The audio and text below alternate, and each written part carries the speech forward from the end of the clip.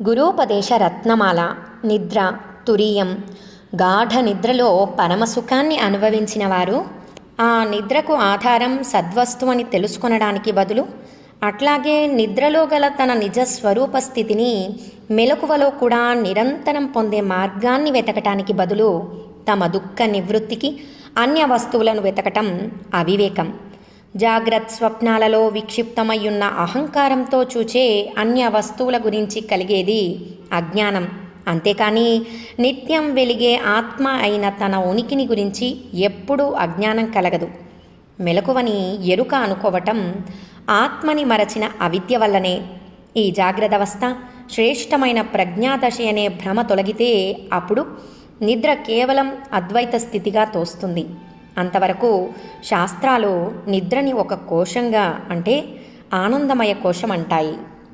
వివరణ: కలలోనూ మెలకువలోనూ శరీర అహంకారాన్ని తన నిజమైన ఉనికి అని భావించడం వలన అహమణిగిన నిద్రావస్థను ఉనికి లేని స్థితిగా నెంచుచున్నాము. అయితే విచారణ ద్వారా తన నిజ స్వరూపాన్ని ఉనికిగా తెలుసుకుంటే జాగ్రత్త స్వప్నాలలో గల అహంభావాన్ని భ్రమ అని తెలిసి నిద్ర తన నిజ ప్రజ్ఞయే అన్న భావం ఉదయిస్తుంది. నిద్రలో పూర్ణ జ్ఞానముంది, మెలకువలో పూర్ణ అజ్ఞానముందని భగవాన్ వాక్కు. మేల్కొన్న తర్వాత నిద్రలో ఏదీ గోచరించలేదు అని తన ఉదాత్త స్థితిని మరచి బాధపడేవాడెవరంటే జాగ్రత్త స్వప్నావస్థలలో చూచేవాడను నేనే అనే కర్తృత్వ భావంతో కలుషితమైన అహంకార రూపుడైన జీవుడే. ఆత్మయైన నీవు కాదు.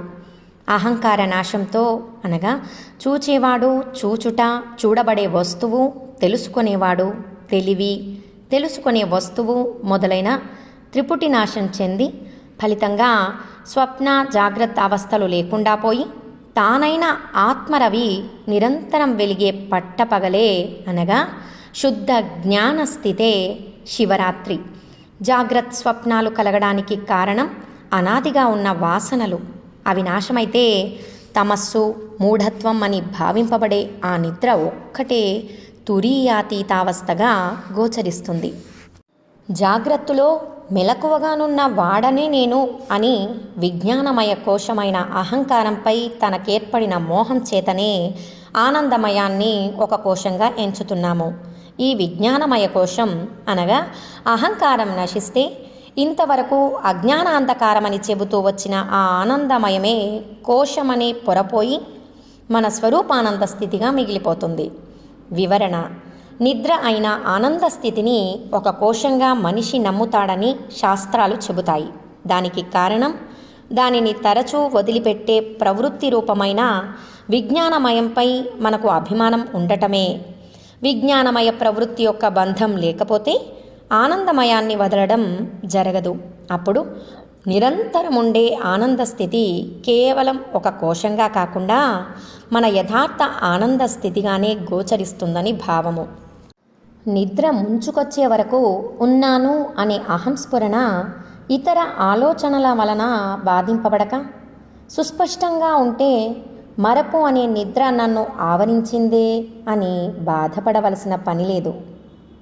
గురూపదేశ రత్నమాల. సద్వస్తువు. విచారణ చేయనంత వరకు అహంత ఉందని అనుకుంటాము. విచారణ చేయగానే ఈ అజ్ఞాన అహంకారం అనే సర్పము లేకుండా పోతుంది. విచారణ ఫలితంగా సర్పము అదృశ్యమైనప్పుడు అది ఏ మూల వస్తువులో కలిసిపోయిందో ఆ ఆత్మ అనే రజ్జువు ఒక్కటే నిజమైన వస్తువని తెలుస్తుంది.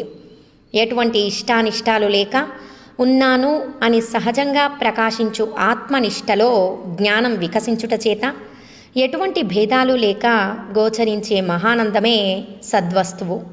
సర్వత్రా సర్వదా అనాది అయి ఉన్న ఒకే ఒక ఆత్మవస్తువు అఖండంగా వెలుగుతోంది. కాబట్టి ఎచ్చట ఎప్పుడు అనే దేశకాలములు ఆత్మకి భిన్నములుగా కేవలం కల్పనలే కదా.